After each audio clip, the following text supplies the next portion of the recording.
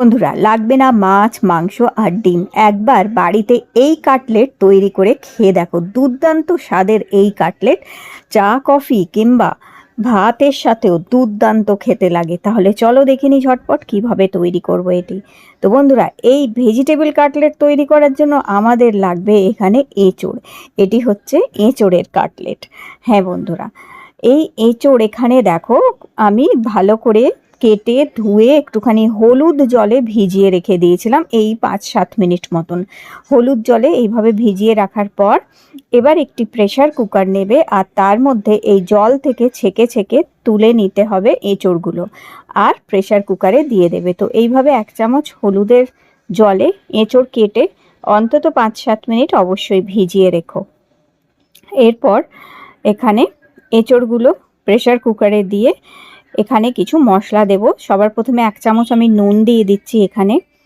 তারপরে এর মধ্যে দিয়ে দিচ্ছি দেখো জল।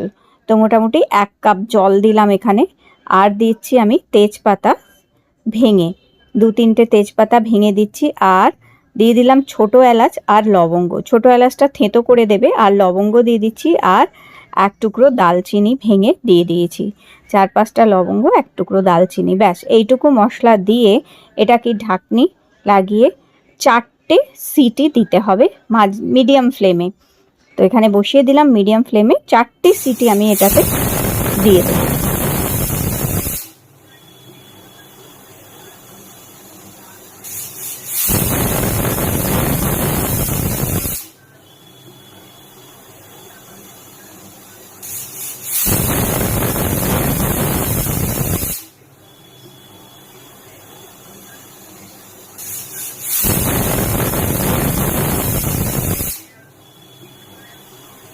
তো 4টে সিটি এটা হয়ে গেছে। এবার প্রেসার কুকার ঠান্ডা হয়ে যাবার পরে দেখো এটা আমি এখন খুলে নিচ্ছি। তো এই যে গোটা গরম মশলা তেজপাতা দিয়েছিলাম এগুলো আগে আমরা তুলে সরিয়ে দেবো। আর সরিয়ে নেবার পরে এবার একটি থালার মধ্যে এঁচোড়গুলো বার করে নিতে হবে। তো এটা সম্পূর্ণ ঠান্ডা হয়ে যেতে দেবে, তারপরেই কিন্তু এই প্রসেসটা করতে হবে। তো এখানে এবার এঁচোড়গুলো আমি দেখো প্রেসার কুকার থেকে বার করে নিচ্ছি, আর গোটা গরম মশলা সব কিছু আমি আলাদা সরিয়ে রেখে নিচ্ছি। তো এঁচোড়ের মধ্যে খুব সুন্দর কিন্তু এই গরম মশলার ফ্লেভারটা এসে গেছে, আর তার সাথে এঁচোড় খুব ভালো মতন সেদ্ধ হয়ে গেছে এখানে। এবার এই এঁচোড়টা ভালো করে হাত দিয়ে ম্যাশ করে নিতে হবে। তো এইভাবে এঁচোড় ভালো করে সেদ্ধ হয়ে যাওয়ার পর হাত দিয়ে এঁচোড়টাকে ভালো করে এইভাবে ম্যাশ করে নিতে হবে। তো খুব বেশি এঁচোড় কিন্তু সেদ্ধ করবে না, কেন খুব বেশি সেদ্ধ হলে খুব বেশি গলে গেলে সেই টেস্টটা আসবে না। তাই মোটামুটি এরকম রাখবে, আর খুব বেশি হাত দিয়েও মাখবে না, এই রকমভাবে রাখতে হবে। এবার এখানে আমি 3-4টে কাঁচা লঙ্কা কুচি দিয়ে দিলাম, আর 1 মুঠো মতন ধনে পাতা কুচি এর মধ্যে দিয়ে দিচ্ছি। আর এরপরে একে একে কিছু মশলা এর মধ্যে এখন অ্যাড করে দেবো।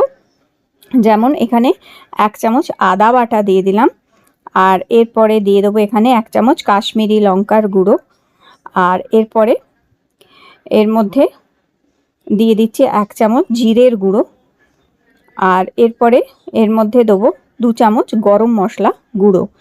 তো এখানে গরম মশলা গুঁড়ো 2 চামচ দিয়ে দেবো। আর তোমরা যদি আরেকটু ঝাল খেতে চাও তাহলে এর মধ্যে গোলমরিচ গুঁড়ো দিতে পারো 1 চামচ, তাহলে একটু ঝাল কিংবা স্পাইসি হবে এটা। আর এবার স্বাদ মতন অল্প একটু নুন দিচ্ছি, কারণ আগে নুন দিয়েছি তাই অল্প এখানে 1/2 চামচ নুন আরও দিয়ে দিলাম এবার।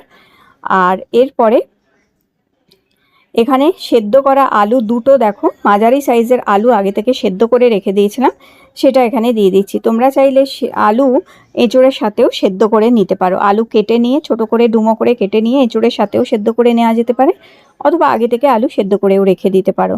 তো এখানে দুটো আলু আমি মিক্স করলাম, আর এঁচোড়ের সাথে ভালো করে আলুটা মেখে নেবার পরে এটা হচ্ছে ছোলার ছাতু।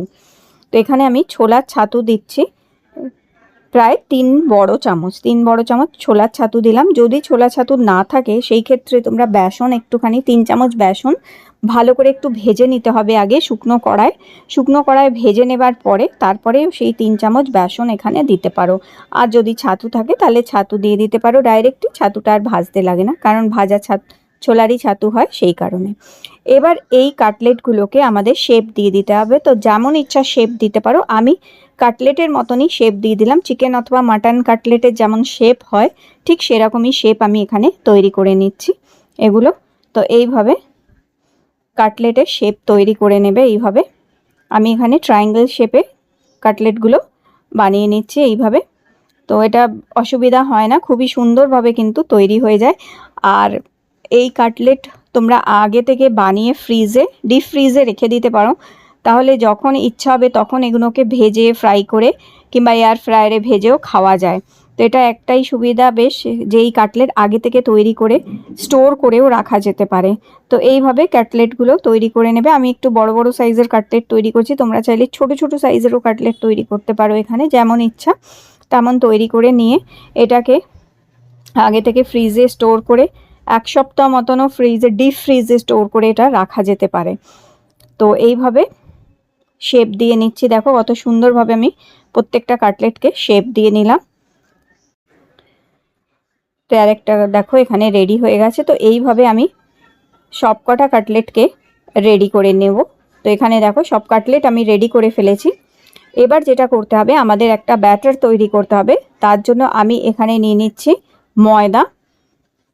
তো এখানে 2 চামচ আমি ময়দা নিলাম, আর তার মধ্যে আমি 2 চামচই কর্নফ্লাওয়ার দেব। 2 চামচ ময়দা আর 2 চামচ কর্নফ্লাওয়ার সমান পরিমাণে দিয়ে বেশ কিছুটা জল দিয়ে এটাকে গুলে নিতে হবে, একটু পাতলা করে গুলতে হবে একদম। তো এইভাবে একদম পাতলা করে একটা স্লারি মতন তৈরি করে নিতে হবে। তো এখানে এই যে পাতলা একটা স্লারি তৈরি করে নিয়েছি। এইভাবে খুব ভালো করে গুলে নেবে যাতে কোনো রকম লাম্পস না থাকে এটার মধ্যে। এভাবে গুলে নেবার পরে এই যে এইভাবে ভালো করে গুলে নিয়েছি। তো এরপরে এটা কিছুক্ষণ রেখে দেবো 2 মিনিট, যাতে একটু ময়দাটা ভিজে যায় ভালো মতন। তো ভালো করে গুলে নেবার পর 2 মিনিট রেখে দেবো। এর মধ্যে কোনো মশলা কিংবা অন্যান্য কোনো কিছু দেওয়ার আর প্রয়োজন নেই, বাস এটা এইভাবেই রেখে দেবো। আর আজকের এই কাটলেটগুলো ভাজবো আমি আগারোর এই কাস্ট আয়রন তাওয়াটায়, কারণ আগারোর এই কাস্ট আয়রন তাওয়াতে খুব দারুণভাবে কিন্তু এই কাটলেট, পরোটা, রুটি কিংবা যে কোনো কিছু দারুণ সুন্দরভাবে করা যায়। আর এটা কাস্ট আয়রনের হচ্ছে, আর এটাতে ভাজাভুজি এগুলো তো ভালো হয়। আর আয়রনের যেহেতু এর মধ্যে খাওয়াও স্বাস্থ্যকর হচ্ছে, কোনো রকমের কোনো কোটিং নেই, কিছু না, এটা খুবই ভালো আর হেলদি একটা কুকওয়্যার হচ্ছে। তো এর মধ্যে আমি সাদা তেল দিয়ে দিলাম। সাদা তেল দিয়ে চাটুটা চারদিকে একটুখানি মাখিয়ে নিলাম। মাখিয়ে নেবার পরে তেলটা গরম করতে দিয়ে দিচ্ছি। আর এদিকে বিস্কুটের গুঁড়ো নিয়ে নিয়েছি, কারণ আমাদের এখানে ব্রেড ক্রাম্প অথবা বিস্কুটের গুঁড়ো দরকার হবে। তো ব্রেড ক্রাম্পস নিয়ে নিয়েছি আমি। আর এবার একটা করে কাটলেট স্লারির মধ্যে ভিজিয়ে আর ব্রেড ক্রাম্পে এইভাবে কোট করে নিতে হবে। তো প্রথমে স্লারিতে ভালো করে ভিজিয়ে নেবে, ময়দা আর কর্নফ্লাওয়ারের স্লারিটা ভালো করে ডুবিয়ে নিয়ে তারপরে ব্রেড ক্রাম্প দিয়ে ভালো করে কোট করে দেবে এইভাবে। ব্যাস এইভাবে করে নিলেই রেডি হয়ে গেছে। এগুলো আলাদা আলাদা করে একটা প্লেটের মধ্যে রেখে দিয়ে এবার এইগুলো ডিপ ফ্রিজে কিন্তু স্টোর করে রাখা যেতে পারে অনেক দিন। তোমরা ডিপ ফ্রিজে ভালো করে ফুড গ্রেড প্যাকেটের মধ্যে করে নিয়ে কিংবা কন্টেনারে ভরে ডিপ ফ্রিজে রেখে দিয়ে যখন ইচ্ছা তখন এটা ভেজে কিন্তু খাওয়া যেতে পারে, খেতে পারো। গেস্ট আসলে সেগুলো তাদেরও সার্ভ করা যেতে পারে, কিংবা নিজেদেরও যখন ইচ্ছা হবে তখন খাওয়া যেতে পারে। তো এইভাবে আমি সবকটা কাটলেটকে এইভাবে প্রথমে আমি স্লারিটায় একবার ডিপ করে নিচ্ছি, তারপর ব্রেড ক্রাম্বে এইভাবে ভালো করে শেপ করে নেবো। আর এগুলো ভাঙেও না, এত সুন্দর শেপ হয়ে এগুলো রেডি হয়ে থাকে। আর এদিকে দেখো এবার তেলটা গরম হয়ে গেছে আর আমি কাটলেটগুলো রেডি করে নিয়েছি এখানে সবকটা। এবার একে একে এই কাটলেটগুলোকে আমি ফ্রাই করে নেব। তো যারা ডিপ ফ্রাই খেতে চান না কিংবা তেলে ভাজা খেতে চান না, তারা কিন্তু এয়ার ফ্রায়ারেও এগুলোকে ফ্রাই করে খেতে পারেন, খুব ভালো হয়। এয়ার ফ্রায়ারেও খুব ভালো ফ্রাই হয়ে যায়, উইদাউট অয়েল খেতে পারেন। আর যারা তেলে ভাজতে চান তারা এইভাবে স্যালো ফ্রাই করে নিতে পারেন। আর এই তাওয়াটা ছড়ানো মতন বেশ সুন্দর বড় একটু তাওয়াটা, যার জন্য এই ধরনের ভাজাভুজিগুলো বেশ ভালো হয়। অনেক বেশি তেলেরও প্রয়োজন হয় না, এখানে অল্প তেলে স্যালো ফ্রাই করে এই ধরনের কাটলেট বলো এই সমস্ত কিছু কিন্তু ভাজতেও বেশ সুবিধা হয় এটাতে। তো এই জন্য এই তাওয়াটাতে আমি ভাজলাম, ভেজে তোমাদের দেখিয়েও দিলাম যে দেখো এই তাওয়াতে সত্যি ভাজতে বেশ সুবিধা। আর একসাথে এই বড় বড় 3টে কাটলেট আমি কিন্তু 3টে কেন, এটাতে 4টে কাটলেটও একসাথে ভাজা যাবে, বেশ বড় বড়।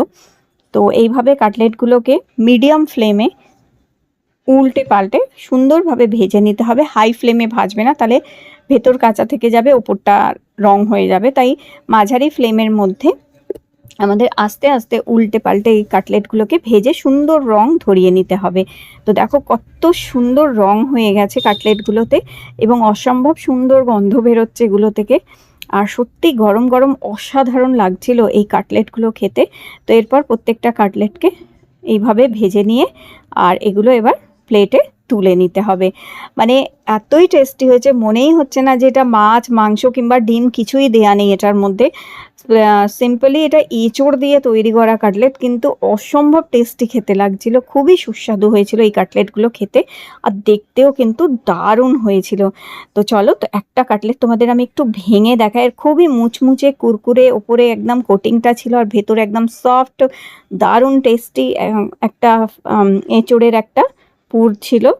তো এই কাটলেট সত্যি অসাধারণ লাগে খেতে। অবশ্যই এঁচোড়ের এই কাটলেট এঁচোড় শেষ হওয়ার আগে ট্রাই করে দেখো।